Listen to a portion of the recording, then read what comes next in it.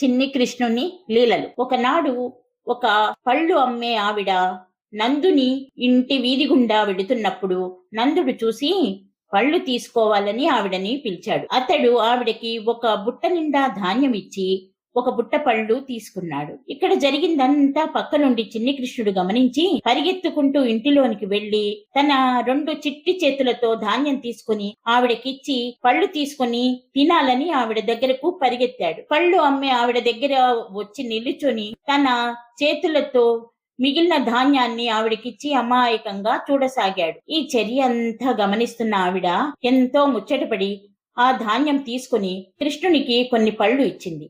అవి తీసుకుని కృష్ణుడు ఆనందంగా ఇంటిలోనికి వెళ్లిపోయాడు. ఆ పళ్ళు అమ్మే ఆవిడ ఇక వెడదామని బుట్టని తీసుకుని చూడగా ఆ బుట్ట నిండా బంగారము, రత్నాలు ఉన్నాయి. తను ఆ కృష్ణునికి నమస్కరించి ఎంతో ఆనందించింది. ఈ ఘటన ద్వారా ప్రేమతో చేసే ఏ చిన్న పనైనా గొప్ప ఫలితం ఇస్తుంది అని కృష్ణుడు మనకు తెలియజేశాడు. వీడియో నచ్చితే జై శ్రీకృష్ణ అని పెట్టండి.